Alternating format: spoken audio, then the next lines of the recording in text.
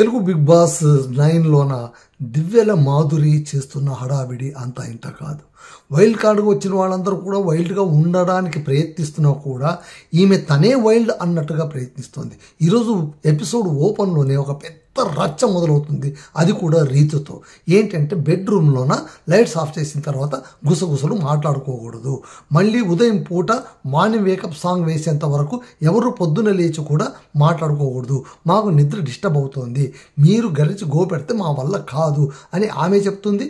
దాన్ని ఆయిష కూడా సపోర్ట్ చేస్తుంది. కాకపోతే ఇక్కడ రీతు చౌదరి ఏమంటుందంటే రూల్ ఏమైనా ఉందా, బిగ్ బాస్ హౌస్లోనే రాత్రిపూట లైట్ ఆఫ్ చేసుకున్న తర్వాత గుసగుసలు చేసుకోకూడదని ఏమైనా రూల్ ఉందా? నిజం చెప్పాలంటే బిగ్ బాస్ హౌస్లో కథలు నడిచేవన్నీ కూడా లైట్స్ ఆఫ్ చేసిన తర్వాతనే గుసగుసల్లోనే మొత్తం స్ట్రాటజీలు కావచ్చు, మాటలు కావచ్చు, దొంగతనాలు కావచ్చు, ఇంకొకటి కావచ్చు, అన్నీ నడిచేది రాత్రిపూటనే. అలాంటి రాత్రిపూట నువ్వేం మాట్లాడుకోవద్దు అనుకుంటే పైగా ఏమేముంటుంది మాధురి, నేను ఆరోగ్యం పాడు చేసుకోవడానికి రాలేదు ఇక్కడ, నేను నిద్రపోవడానికి వచ్చాను, గేమ్ ఆడడానికి వచ్చాను అంటే ఇవి రెండే కాదు కదా. బిగ్ బాస్ అంటే వచ్చి నువ్వు గేమ్ ఆడి నా అంతకు నేను వెళ్ళిపోతానంటే కుదరదు కదా. ఇక్కడ అన్నీ భరించాలి, అన్నీ సహించాలి, అందరినీ భరించాలి. అందరూ మీలాగా ఉంటారు కదా, ఇంట్లో ఉన్నట్టు ఉండదు కదా వాతావరణం. అందుకే ఆవిడ అడుగుతుంది, ఇదేమన్నా మీ ఇల్లు అనుకున్నారంటే నీ ఇల్లు అనుకున్నావా, మీకెంత రైట్ ఉందో మాకంత రైట్ ఉందని దివ్య కూడా అదే చెప్పింది. బిగ్ బాస్ హౌస్లోనే యాజ్ ఎ మెంబర్గా మీకెంత రైట్ ఉందో మాకంత రైట్ ఉంది. అక్కడికి పవన్ కళ్యాణ్ ఒకే మాట అంటాడు, యాజ్ ఎ క్యాప్టెన్గా రాత్రిపూట గుసగుసలు పోవద్దండి అని చెప్పే అధికారం నాకు లేదు, నేను చెప్పను, దానికి ఒప్పుకోను కూడా. కాకపోతే అవతల వ్యక్తికి మరీ డిస్టర్బ్ కాకుండా వ్యవహరించండి అని చెప్తారు. ఈ విషయంగా దివ్యల మాధురి చాలా ఇరిటేటింగ్గా మాట్లాడడం, గట్టిగా కేకలు వేయడం, రఫ్ అండ్ టఫ్గా కనిపించడం. అంటే బహుశా బయట ఎవరైనా చెప్పి పంపించారా ఆవిడకు, ఇలా మీరు ఉంటే తప్ప సస్టైన్ కాలేరు హౌస్లో అని చాలా రాంగ్ వేలో వెళుతున్నారేమో అనిపిస్తుంది. మేబీ వైల్డ్ కార్డ్ అయి ఉండొచ్చు, కానీ మరీ అంత కరుకుతనం పనికిరాదు. ఎదుటి వాళ్ళని విపరీతంగా హర్ట్ చేసే విధంగా మాట్లాడితే, దమ్ము శ్రీజానే గట్టిగా మాట్లాడుతుంది అనుకుంటే ఆమెకు 100 రెట్లు ఎక్కువగా ఈవిడ మాట్లాడుతున్నారు. మళ్ళీ ఎందుకు ఇలా మాట్లాడుతున్నారో, ఆమె మనసులో ఏం రన్ అవుతుందో నాకైతే అర్థం కావట్లేదు. కానీ but she has to change her way. Okay, తను వంట చేస్తోంది, కలివిడిగా ఉంటుంది, ఆడేటప్పుడు ఆడుతోంది, ఓకే, ఇవన్నీ ఓకే, దీన్ని ఎవరు కాదనరు. బట్ మాట తీరు కూడా చాలా ముఖ్యం. శ్రీజ బయటికి వెళ్ళిపోవడానికి మాటే కారణమైంది, అది ఎవరు మనం మర్చిపోకూడదు.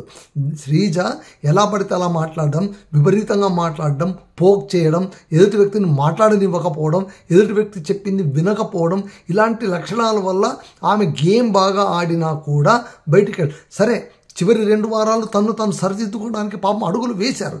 కానీ ఈలోగా టైం అప్ అయిపోయింది, బయటికి వెళ్ళాల్సి వచ్చింది. సరే, బయటికి వెళ్ళడం అన్ఫెయిర్, ఎందుకంటే ఓట్ల ద్వారా కాకుండా వైల్డ్ కార్డ్ ద్వారా పంపించడం అనేటువంటిది అన్యాయం. బిగ్ బాస్ ఈ స్టెప్ వేయకుండా ఉండితే బాగుండేది.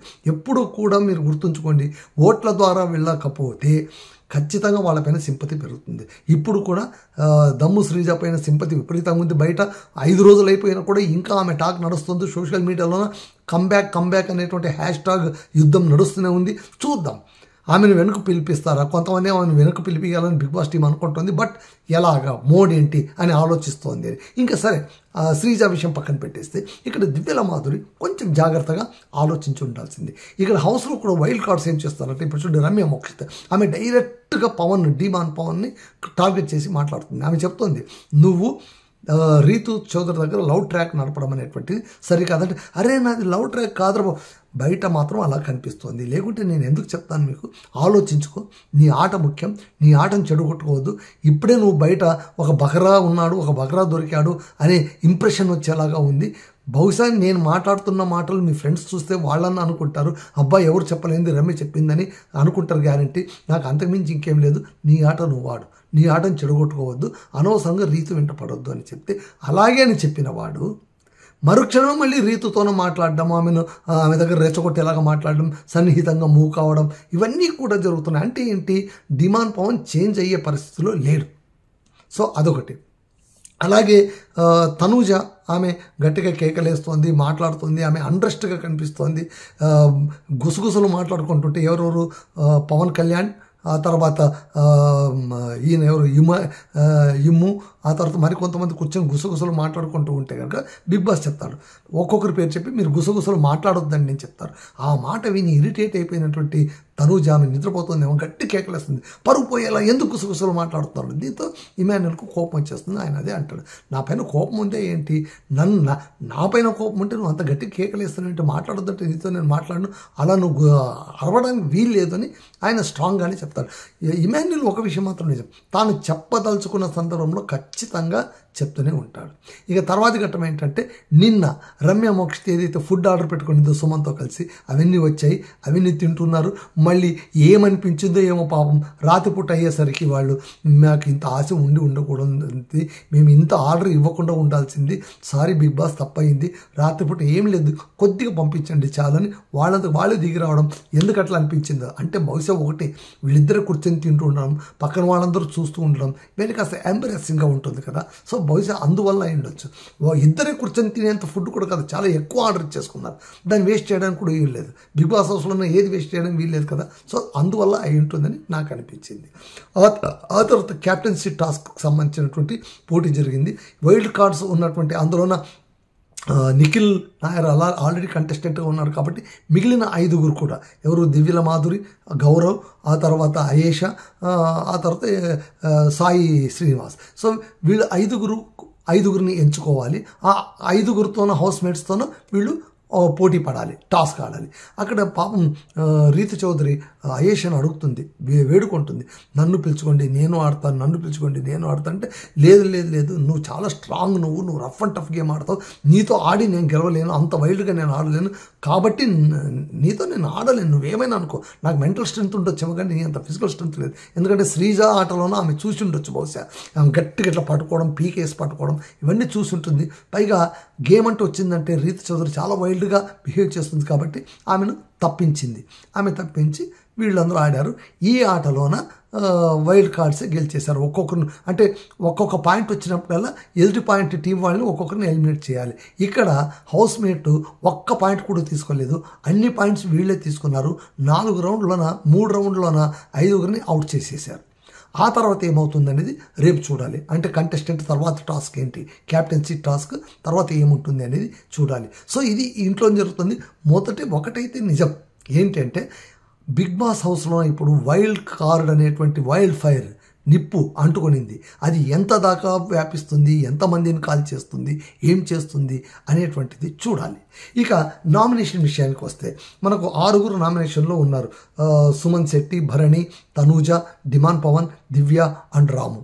సో వీళ్ళు ఉన్నారు కాబట్టి వీళ్ళ పొజిషన్స్ ఏంటి, ట్రెండ్స్ ఏంటి నేను మీకు చెప్తాను. తనూజ ఇప్పుడు టాప్ లెవెల్లో ఉంది. బహుశా ఆమె మొదటి నుంచి క్రియేట్ చేసుకున్నటువంటి బజ్ కావచ్చు, ఆమెకున్నటువంటి ఫ్యాన్ బేస్ కావచ్చు, ఇంట్లో ఆమెకున్నటువంటి బిహేవియర్ కావచ్చు, ఇప్పటికీ ఇంట్లోన ఆమె చరిష్మా తగ్గకపోవడం కారణాలు కావచ్చు, ఆమె టాప్లోనే నడుస్తుంది.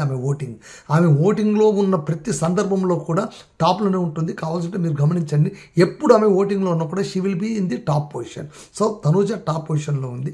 సెకండ్ వచ్చి సుమన్ శెట్టికి కూడా గట్టిగా ఓట్లు పడుతున్నాయి. ఆయన కూడా ఈ మధ్య కొంచెం మెరుగయ్యాడు, బాగానే ఆడుతున్నాడు, తన సౌండ్ వినిపిస్తున్నాడు, ఇంట్లో ఆయన ఎగ్జిస్టెన్స్ కనిపిస్తోంది. కాబట్టి సుమన్ శెట్టి సెకండ్ పొజిషన్లో ఉన్నాడు.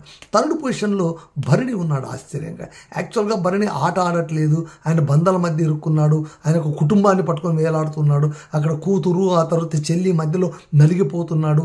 ఇవన్నీ చెప్తున్నా కూడా భరణికి ఓట్లు బాగానే పడ్డాయి. ఫోర్త్ పొజిషన్లో డిమాండ్ పవన్ ఉన్నాడు. కారణం బహుశా రమ్య మోక్షిత్ చెప్పినటువంటి డైలాగులు అయి ఉండొచ్చు. ఇప్పటికీ కూడా రీతు చౌదరిని పట్టుకొని వేలాడుతున్నటువంటి ఒక గుణం కావచ్చు, ఆట ఆడే ప్రతి సందర్భంలో కూడా రీతును వెంట పడడం కావచ్చు, ఇవన్నీ కారణాల వల్ల. పైగా ఏ ఆటలోనూ ఈసారి ఆయన లేడు, ప్రతి ఆటలు కూడా ఆయన సంచాలకుడిగా పెట్టేశారు. ఆయన అడుక్కున్నాడు, అరే నాకు ఒక్క టాస్క్ అని ఆడనివ్వంటారా బాబు అంటే ఏ టాస్క్ ఆడనివ్వలేదు. కారణం ఒకటే, ఆయన 2 సార్లు క్యాప్టెన్ అయిపోయాడు ఆల్రెడీ, మరోసారి క్యాప్టెన్ చేయడానికి ఎవరు ఇంట్రెస్ట్గా లేరు కాబట్టి ఆయన పక్కన పెట్టేశారు. సో డిమాండ్ పవన్ది అయిపోయింది. చివరి డేంజర్ జోన్లోన దివ్య నిఖిత ఉంది, రాము ఉన్నాడు. మళ్ళీ రాము రాథోడ్కు ఓట్లు గట్టిగా పడాల్సింది, ఎందుకు పడట్లేదో నాకైతే అర్థం కావట్లేదు. దివ్య నిఖిత కూడా డేంజర్ జోన్లో ఉంది, కాకపోతే ఆమె 5th పొజిషన్లో ఉంది, 6th పొజిషన్లో రాము. వీళ్ళిద్దరిలో ఎవరైనా ఒకరు ఎలిమినేట్ అయ్యే అవకాశాలు ఉన్నాయని ప్రస్ఫుటంగా కనిపిస్తున్నాయి. ఇది ఓటింగ్ పొజిషన్ ఈ వారంకి సంబంధించింది. ఆ తర్వాత మరొక విషయం చెప్పాలి, భరణి చాలా ఓవర్ చేస్తున్నాడేమో అనిపిస్తుంది. ఎందుకంటే దివ్య వెళ్ళి వేరే వాళ్ళతో మాట్లాడడాన్ని కూడా ఈయన సహించట్లేదు. వెళ్ళి ఆమె దగ్గర ఏమో మాట్లాడేసరికి ఆమె బర్స్ట్ అవుట్ అయిపోయి ఏడ్ చేస్తుంది. ఏంటి ఇలాగా, నేను ఎవరితోనూ మాట్లాడకూడదా, ఒక్క మాట నేను మాట్లాడితే మీరు ఇంతలా నన్ను సాధిస్తారా, పైగా బయట ఏమో టాక్ ఏముంది, నువ్వు ఓపెన్ అప్ కావట్లేదు నువ్వు వాళ్ళ ఒకవైపు అంటున్నారు, అరే వాళ్ళు అంటున్నారు కదా అని నేను మాట్లాడడానికి ప్రయత్నిస్తే మీరేంటి నన్ను సాధిస్తున్నారేంటి, వీటన్నిటికీ కారణం కూడా వాళ్ళే. ఇప్పుడు భరణి అంటున్నాడు కానీ భరణికి అంత వాల్యూ ఇవ్వాల్సిన అవసరం లేదు, అంత ఎమోషనల్ కట్ ఎందుకు కావాలి, టచ్ ఎందుకు కావాలి. ఇప్పుడు చూడండి తనూజ చూడండి చాలా తెలివిగా తాను ఎంతవరకు వాడుకోవాలో అంతవరకు వాడుకుంటుంది. నాన్న అంటూ అన్నింత కూడా ఇప్పుడు మళ్ళీ భరణి సార్ అనడం మొదలుపెట్టేసింది. కాకపోతే తనూజ కంటే కూడా ఎక్కువ ఎమోషన్ కోషంట్ బహుశా దివ్యకు ఉందేమో అనిపిస్తుంది. ఆమె గుడ్డిగా నమ్మేసిందేమో భరణిని అని అనిపిస్తుంది. మరీ అంత గుడ్డిగా నమ్మడం కూడా సరికాదు. భరణి తప్పు చేస్తున్నాడని కాదు, ఇప్పుడు వీళ్ళు స్టక్ అయిపోకూడదు. ఆ ఎమోషన్స్ చట్టంలో స్టక్ అయిపోతే ఎట్లా. ఎమాన్యుల్ చూడండి ఎట్లా ఫ్రీ బర్డ్ లాగా సీతాకోక చిలకలాగా ఎగురుతున్నాడు ఇంట్లోనే, ఎవరి దగ్గర వాళ్ళ దగ్గర కూర్చొని కామెడీ చేస్తున్నాడు. ఇవాళ అపరిచితుడు సినిమాలో ఉన్నట్లు రాము, ఆ తర్వాత నందిని స్కిట్ ఎంత బాగా చేశాడు, రమ్య మోక్షితో కలిపి అద్భుతంగా చేశాడు. ఆయన ఉన్న టాలెంట్ అది. ఆట ఆడతాడు, నలుగురు సముదాయిస్తాడు, నవ్విస్తాడు, అన్నీ చేస్తాడు. సో కంప్లీట్ ప్యాకేజ్ ఎవరైనా ఉన్నారా బిగ్ బాస్ హౌస్లో అంటే నథింగ్ బట్ ఇమాన్యుల్. నిజంగా కూడా నాకు కూడా అనిపిస్తుంది ఆయన టాప్ లెవెల్కి వెళ్ళిపోతాడేమో. టాప్ లెవెల్లోకి వెళితే కప్పు కొట్టే అవకాశాలు పుష్కలంగా ఉంటాయి. ఎందుకంటే కమెడియన్ కప్పు కొట్టకూడదని ఎక్కడ రూల్ లేదు.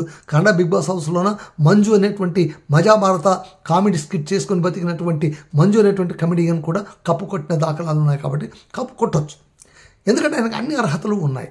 సో ఇక మిగిలిన వాళ్ళు చూసుకుంటే కూడా కాస్త సర్దుకోవాలి. పవన్ కళ్యాణ్ క్యాప్టెన్గా 100% న్యాయం చేశాడని నాకైతే అనిపించింది. చాలా ఫోకస్డ్గా ఆడాడు, చాలా సంయమనం వ్యవహరించాడు, ఎక్కడెక్కడ తగ్గాలో అక్కడ తగ్గాడు. ఆయన మొదట ఉన్న పవన్ కళ్యాణ్కి ఇప్పటి పవన్ కళ్యాణ్కి there is a lot of difference. So ఇవన్నీ కూడా మాకు కనిపించినటువంటిది.